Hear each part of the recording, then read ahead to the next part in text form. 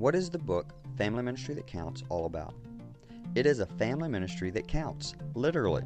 1, 2, 3, 2, 1. Let's take a look. One purpose: connecting students to Jesus daily, weekly, monthly, and yearly. Life is hard. People are broken.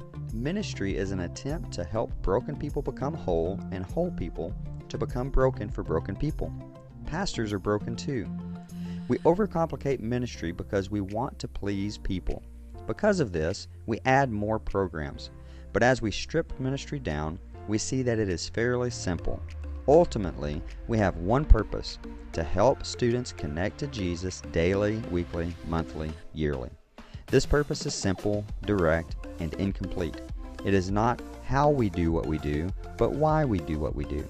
It should help keep us focused as we calendar, budget, and execute the ministries God has entrusted to our care. It also implies that there will be more than one person connecting to Jesus. 2 groups. Community requires being together. Community is a biblical theme. Our environment should be set up in a way that makes it easy for students to have community. Students have to be together in order to have community.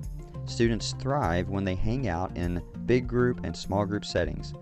Big group will probably be the most effective hangout for inviting unchurched kids into the ministry. The goal of big group is to move students to small group. The win for big group is not entertainment, but experience. The win for small group is not education, but relationship. Education happens with the messages we teach in big group and small group settings. Community requires being together in big groups. Big group experiences are important. They should be fun, energetic, and welcoming. They will most likely be the entry point for most students. We evaluate our big group hangouts by asking 3 questions. 1. Is the environment appealing? 2. Is the presentation engaging? 3. Is the content helpful? Big group is where kids can hide so they can come and see before they get involved in a small group. The ultimate goal of our big group is to invite unchurched students to embrace the gospel and to move them towards a small group. Community requires being together in small groups.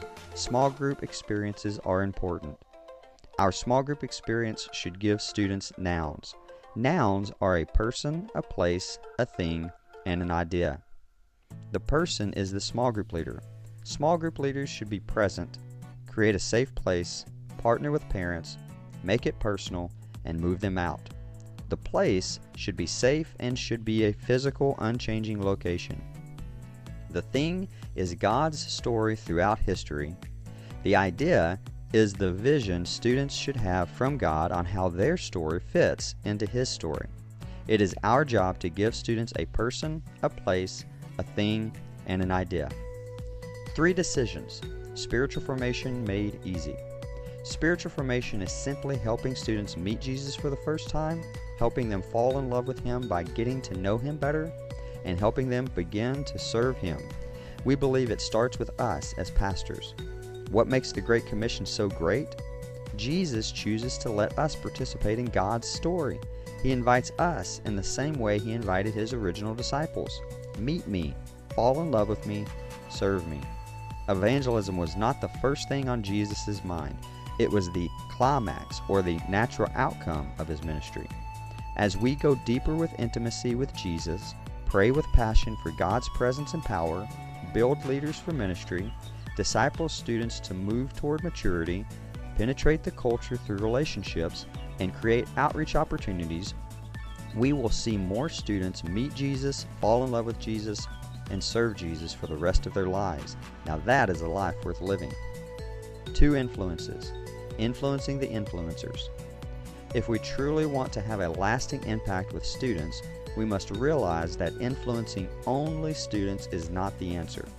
We must influence the influencers. God has ordained the family and the church to be the primary means for discipleship in the world. Parents and volunteers are the influencers most capable of making a significant impact in the spiritual growth of the students God has entrusted to our care. As leaders, we must constantly be looking for opportunities to train, inform, encourage, equip, and influence the influencers in order to maximize what little bit of time we have with our kids. Nothing is worth more than influencing the next generation for Christ. Legacies are born this way. One person, King Jesus. We must constantly live our lives with Jesus as our King. When we look at the story of Jonah, we see how he often had a big view of Jonah and a small view of God. If we aren't careful, we will treat Jesus the same way. In the story of Jonah, we are encouraged to have a bigger view of God and a smaller view of ourselves. Nothing trumps the favor of God on our ministries. So let's submit to King Jesus and get our ministry cues from Him. This is what it means to be a family ministry that counts. One purpose, two groups, three decisions, two influences, one person. Pick up this new book by Preston Cave on Amazon today.